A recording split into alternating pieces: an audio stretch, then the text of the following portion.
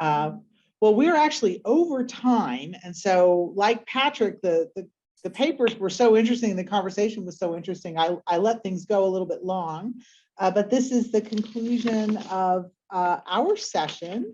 And so I think, Patrick, does it go back to you? I think it does. I mean, it was morning when I started, and now it's evening here in Edinburgh, and I've missed an entire sunny day, but it's been such an entertaining day to hear. So I've just got a few comments by way of wrap up, and then, I think we've all got other things that we can go and do this evening, or you can go to bed in some parts of the world. So yeah, thanks all to Jim for the original concepts, and Sue, who's helped on this coordination committee, Gavin and Aaron today running the behind the scenes, the chairs, Ellen and Joanna, who really helped a lot in bringing the whole thing to life, I think.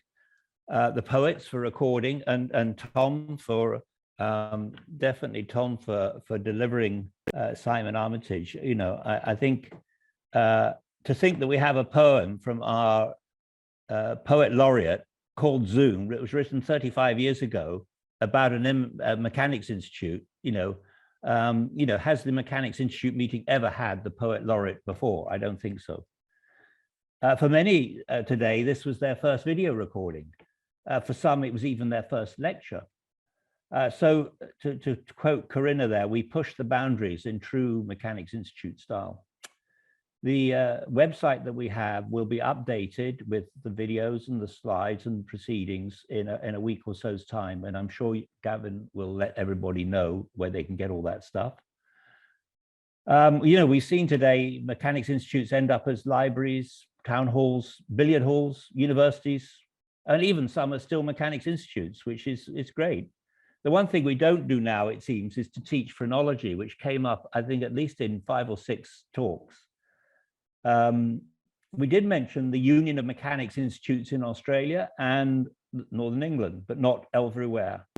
Today, I think we demonstrated that universities can work together in a safe space. And I'm interested to see how the 33 universities that reconfirmed the Mechanics Institute's bicentennial charter that our principal mentioned this morning. I'm pleased to see, I'm keen to see how that plays out, whether we can actually create a shared vision of the future and journey on together. First of all, with Sue's meeting next year. Some of you we will see, I hope, in Sydney in 2026. That's the next Mechanics Institute World. And hopefully we can all get to Sydney in 2026. We do note that if you want to meet up before that, Birkbeck have their meeting early in 23. And the fact of the life is I've become very aware that with these 200th anniversaries, we're going to have 200 anniversaries to get together for the next 40 years. And every institution will presumably have some sort of budget to help that and do what Heriot-Watt has done this time round. So I think we've got a good number of meetings coming up to celebrate everybody else's 200th anniversary. And I really want to thank everybody that's out there still. Thanks for coming to our birthday party. I'm sorry we haven't got any presents. We haven't got a party bag for you to go away with, but thank you for coming.